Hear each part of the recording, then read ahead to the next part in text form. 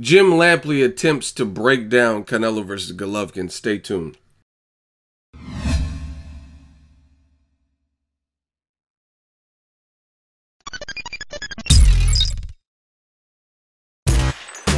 Boxingego here. If you like this video, make sure you hit the like button and also subscribe to the channel and hit the bell icon on the top of your screen to get notified when the latest new content drops. 1.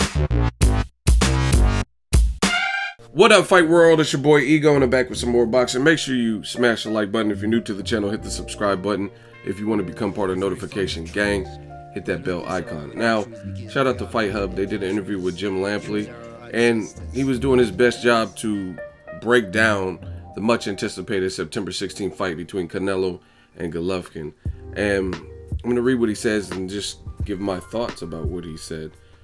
He says, if I have to give an advantage to one guy, it's Gennady, because he's fought his entire career at 160. He goes on to say, you can make an argument that there's been a slippage in Gennady in the last couple of fights against Kell Brook and Danny Jacobs. If this is a real slippage, that could make him vulnerable against a guy that is at his peak right now, meaning Canelo. He goes on to say, I do think Gennady is the favorite in the fight. He has to be the favorite just because he's a guy that has been weighing in at 160 all his life. And I think most people would agree that Gennady has more face-to-face punching power than Canelo. If they stand and trade shots with each other, the one that's more likely to go down under that circumstance is Canelo. Now, I want to give my thoughts on this. And to me, I've been very clear with you guys. I really think HBO needs a revamp of their whole telecast. In terms of production quality, things like that, that's all great. But in terms of the commentary, they need a facelift. Because you got a guy like Harold Letterman who makes it his business to only celebrate the guy who's coming forward, what he's doing. That's not boxing. You know what I mean? If you take a step back and if you pot shot or something, you lost the fight on Harold Letterman's unofficial scorecards. Now, I know that doesn't influence the real 3 judges.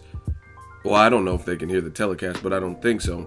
But even still, what it does influence is far worse, because it influences millions of people who have subscriptions to HBO and that are watching it. You know what I mean? They don't see it. A lot of times they don't show Harold Letterman's face. They just hear a voice. Okay, Jim. Gennady Golovkin. 8 rounds to zero. Like, you know what I'm saying? And it influences. It's like almost a form of brainwashing. I read history and stuff like that, and they said the government, the military and stuff, they used to do brainwashing experiments to, and you know what I mean, do weird stuff, LSD, like have people have their test subjects on, like, you know what I mean, like hallucinogen drugs and stuff like that to manipulate the mind. And there's other forms of brainwashing, like, you know what I mean? They say, Ali has a quote, he says, I told people I was the greatest even before I knew I was. You know what I mean? Meaning you speak it into existence, if you will. Before he really was the greatest, he was still telling people he was the greatest. And he had that self-belief that I mean, those are all, that's just a positive way to use brainwashing. You're like brainwashing yourself, and I could do it, and you will yourself through those situations. But what HBO does is definitely a form of brainwashing, and it's not even coming from a fair place. Like I said, if you take a step back, you've lost the fight, according to HBO, majority of them. Shout out to Roy Jones Jr. There's a reason he's my favorite fighter, and it's because he knows boxing. He is boxing. You know what I mean? Like, I oftentimes hear the HBO telecast, and Roy Jones will say some things, and then you'll see it unfold. You'll be like, he's starting to lose it, Jim. He's out of breath. I could tell. Like, you know what I mean? And they're really subtle. At the time Roy Jones is saying it, it's really subtle that the untrained eye wouldn't have been able to tell that he's getting gassed. But Roy Jones does, because he's a fighter. He knows what to look for. And him being up that close, he could see it. You know what I mean? And it's just like Jim Lampley and Letterman, like, they just, like, so often, more often than not, in my view, they say stuff and it's like the farthest from the truth. Like, I remember watching several fights and it's just egregious. Like, it was Roman Chocolatito versus Carlos Cuadras. I'm okay if you said Chocolatito won. I have no problem with that. It was a competitive fight though. But let majority of the HBO Kellermans and Lampley, especially Letterman and Lampley, let him tell it. He'll lead you to believe that Chocolatito was like putting on a masterclass performance. You know what I mean? And it doesn't lend credence to what you're saying, and it makes you look dumb when you're making it sound like it's a one-sided affair, and then Chocolatito's the only one in there working, and Carlos Cuadras isn't doing anything. And then you go to interview, HBO goes to interview Cuadras, and his eyes are swollen shut.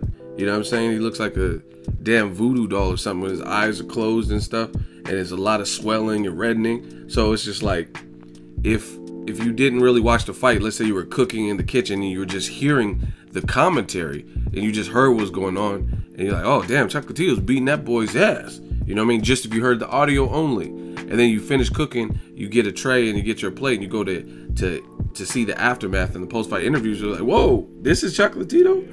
And his eyes are swollen shut. You'd be like, what happened? Like, based on what I was hearing, without seeing, I was thinking Chocolatito had this under control. And like I said, even if you had him winning, it was a competitive ass fight, and Chocolatito drastically faded in the second half. But for whatever reason, they don't want to tell you that. You know what I mean? They'll just act like, oh, Chocolatito, he's still landing the better shot. No, he wasn't. You know what I mean? He was at first, but then it became a fight of the year candidate. So as far as Canelo Golovkin, it is a 50-50 fight. I think they have Golovkin as the favorite, but it just shows me that Jim Lampley, he should sharpen up, because to me, he doesn't know as much as he's saying. Like, you have to listen and break down from a real fight fan's perspective, right? And I'm sure actual fighters could attest to what I'm about to say, but the only part in what he was saying that I kind of agree with is there looks like there might be a slippage in Golovkin's last two fights. And realistically, I don't even know how much of it is a slippage versus how much it is he just stepped up with better fighters. You know what I mean? Kell Brook, even though he wasn't of the weight, he's still a skillful guy, and he was unbeaten. So, you know what I mean? To take a fighter's you usually got to do a little bit more. And he was at home in his backyard. And Daniel Jacobs, we already know he was a champion at middleweight, and we know how persistent and tenacious he is, right? So that's up for debate. Is it a slippage? Some people are trying to make it like it's because it's Golovkin's age, but I think it might even be more based on the fact that Golovkin stepped up. I mean, listen to and this is the thing. People, oh yeah, I hate Golovkin.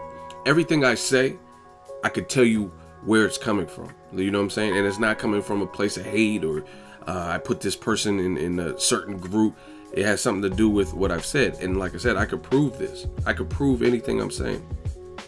Like, obviously it's opinion, but I could prove where it's coming from. For example, before both the Kell Brook and the fight with Jacobs, Golovkin and his team said that those were the toughest tests. They said, oh, what about Kell Brook? Yes, definitely the biggest test for me right now. You know what I mean? He was saying stuff like that. And then obviously when he fought Jacobs, he said the same thing. He's like, yeah, it's a big test for me. Now it's Canelo's the big test because he got past those other two tests. But at the time of those two fights, he was saying they're the big test. So those were clearly step ups, because he said this is the biggest fight for him to prove something. And then obviously the fight we all wanted now, it's Canelo, because he got past the other two. But back to the fight game, if you will. Jim Lampley, it just, like I said, he needs to freshen up, because a lot of what he says to me sounds like casual stuff that I just read. Like when I watch boxing, and I'm not trying to sound like I'm above anyone, but I really love boxing, and I study boxing, and I try to pay it the proper homage. You know what I mean? So a lot of what I say, like, I've even seen stuff that I've said and nobody was even referencing that, and then I see comments after that where people are bringing it up. Like, people were talking about the Ward Kovalev 2 quote-unquote low blows. Oh, low blows. And then I brought up the fact that Floyd Mayweather Maidana 1 was a real rough and dirty fight. And a lot of people that hate Mayweather, they didn't give a shit about low blows, rabbit punches, headbutts. They didn't care about none of that. They just wanted to see Floyd roughed up. And that's the cold, hard truth. And then I see other people start talking about it more. You know what I'm saying? So that's the difference between a casual. You rarely see a diehard boxing fan who knows their stuff versus a casual. You'll rarely see them bring something anew where he's like, damn, I never thought of that. You know what I mean? Like, listen to what Lampley said. I have to give an advantage to one guy, Golovkin, because he's fought his entire career at 160. What does that mean? Like, obviously, if it's a bum or something, but Canelo's not a bum. You know what I mean? Like, just because he's fought at the weight for so long, that doesn't mean anything. You know what I'm saying? Like, that doesn't mean he can't lose, especially since Canelo just got a fight at 164.5. Like I said, it's a 50-50 fight. Golovkin certainly can win this, but just if you listen to the breakdown, I don't agree with it. He said his other standpoint was, aside from him, that's casual talk, because that's too simple. Anyone can say, oh yeah, he's fought. Like, you know what I mean? That, to me, when I do 7 reasons, that would be probably like a sub reason. Like, if I'm running out of actual reasons to break down the fight, I'm like, oh yeah, but he fought 160 his whole career. You know what I mean? I try to give you guys a bit more than that, because that's obvious. We all know that Canelo's the guy coming up, and he only had 1 fight at 164.5, etc. But the other thing that I break down is Lampley says if they stand and trade shots with each other, the one that's more likely to go down under that circumstance is Canelo. First of all, to me, that's stupid, because Canelo, from what I've seen, he appears to be a smart and improving fighter. So that being said, he knows, and he's been in there with Golovkin. He's sparred him before. He knows Golovkin's strong. You know what I mean? I mean, anyone can watch Golovkin, they can tell he has power. You know what I mean? So if they stand and trade shots with each other, so to me, stand and trade, I don't think that's just going to be the game plan, to just stand in front of Golovkin and not do anything else. Like, you know what I'm saying? That just sounds so basic. This is not Rock'em Sock'em Robots. So if Canelo does stand his ground, he's going to be trying to slip shots. He's going to be trying to counter. He's going to be trying to duck. He's going to try to jab. You know what I mean? He's not going to just stand there and just punch until somebody falls out. But that's what Lampley's making it sound like. If they stand and trade shots with each other, Canelo's more likely to go down. And I got to give Canelo a bit more credit than that, to think he's going to try to just merely stand and trade and, like, let the bodies hit the floor. You know what I mean? And just see who goes down. That's stupid. You know what I mean? But on the flip side of that, this is how you know who kind of knows what they're talking about, is you can't beat Golovkin if you don't stand your ground and trade. So Golovkin has to feel what you got, what you're bringing. And his history of his fights have showed you that. If he's in there, like, David Lemieux could have done a lot better, in my opinion, because he has the power to. But he got himself into a rhythm. Golovkin was smart to work behind the jab, and before you know it, he's getting knocked down and can't get past. And he let Golovkin gain the confidence, and he had no confidence, and he wouldn't let his hands go. So that's a perfect example. You don't trade with them, that's going to happen. You're going to get systematically stopped, broken down, dropped, things like that. Even guys like Willie Monroe, you got to look at it. Willie Monroe has less power than David Lemieux, but you could argue Willie Monroe did better than David Lemieux. You know what I mean? David Lemieux didn't really do much. I think I had him losing every single round versus Golovkin, right? Even guys like Martin Murray. Martin Murray and Willie Monroe did better with Golovkin, because in spots early, Martin Murray stood his ground. There were spots where Willie Monroe, he got dropped and hurt, but then he got up and started fighting back. So even though he lacked power, he was able to freeze Golovkin and get off combinations. So that's how I know Jim Lampley doesn't really know what he's talking about when it comes to this, because he's saying if they stand and trade with each other, Canelo's more likely to go down. To me, there's, like I said, it's twofold. There's two sides to that. First of all, if Canelo just stands in trades with no defense, yeah, he will go down. But like I said, I don't think Canelo's that dumb to just stand and trade and throw caution to the wind for the whole fight. You know what I mean? But I mean, that's stupid. A guy who's bigger, taller, stronger, more experienced at that weight, you're not going to just trade without doing anything back, like countering or anything else, slipping and like trying to do a shoulder or whatever. You know what I mean? You're going to try to do something. But again, to me, the way to beat Golovkin is to back him down. And you can't be afraid of him. If you're afraid of Golovkin and you don't let your hands go, he's going to destroy you. Point blank, period.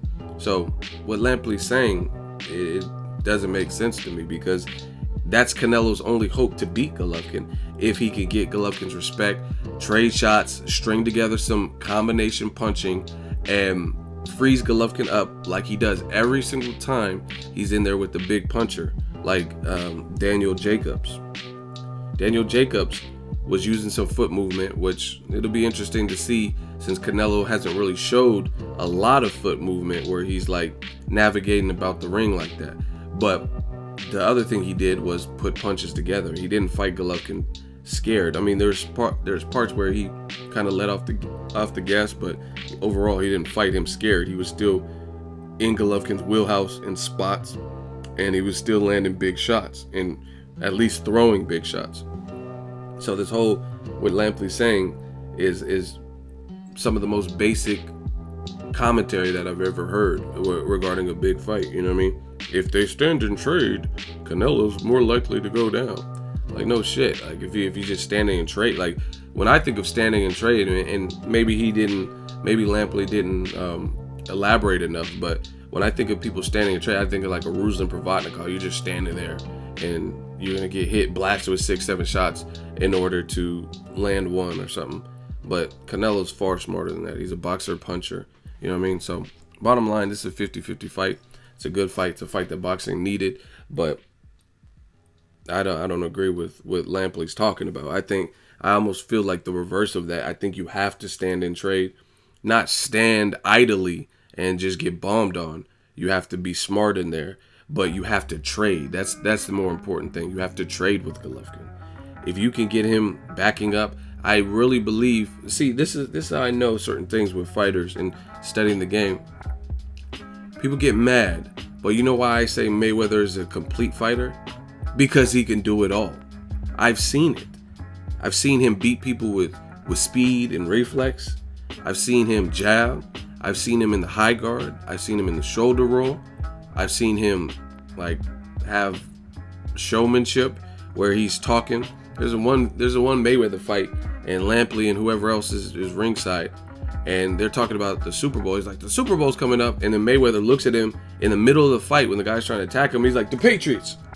Like, what? And he just joins the conversation while he's fighting. It's not ordinary, bruh. That's not normal stuff. You have to be very smart, still be cautious and aware of your surroundings, because again, there's a guy coming for your head and you talking about the Patriots or whatever, and you're talking about football in the middle of a fight. So to me, that's what I've seen. And one thing that I've seen from Floyd is he could fight going forward. Sometimes he's more aggressive with southpaws, but he can also, clearly, we all know he can fight off the back foot, and he can fight off the ropes. I have yet to see Golovkin do that. I could see Golovkin fight coming forward. I've never seen him fight good going backwards, right? I've never seen Golovkin lay on the ropes and someone's just like Kovalev was. You know, Kovalev's the same thing. When Andre Ward had him on the ropes, he didn't know what to do. You know what I mean? He just was getting bombed on and complaining about a low blow and all this stuff. But I have not seen Golovkin fight on the ropes. So that, to me, shows me that his plan A has kind of worked against the level of competition he's fought.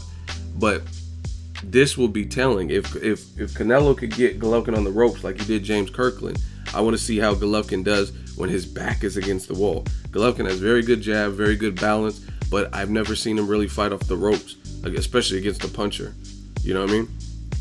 So there's more to this game, like about, oh, if he stands and trades, he will go down. Like that's pretty much anyone versus a power puncher. That's just too basic. You know what I'm saying?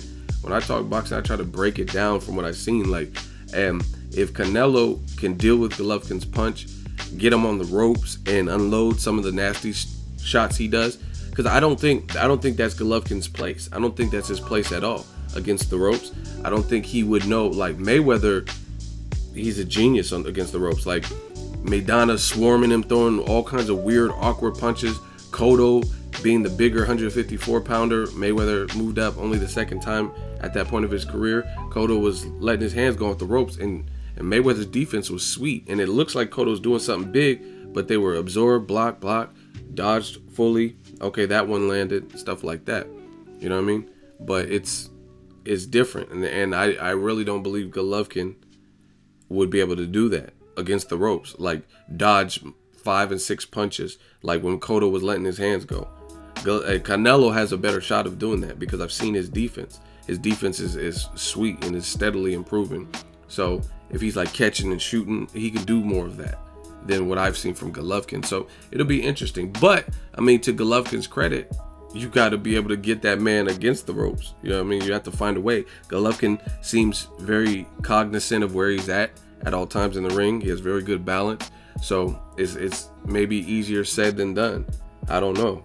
You know what I mean? I never fought Golovkin, but you have to put him in that predicament. So that's going to be a challenge. But as far as what Lampley's saying, like, if they stand and trade, okay. Like, really? That's your breakdown? When they stand and trade? Okay. Let me know what you guys think. Drop it in the comment section. Make sure you share the video, like the video as always. Hate, comment, and subscribe. Till next video, it's Ego signing off. So if you enjoyed this video and want more content like this on the channel, you can show your appreciation by going to the PayPal donate button or the YouTube support button. And you can donate any amount that you feel is equivalent to the value of this video. Much more to come. Thank you guys for your support. Boxing Ego, the future of boxing.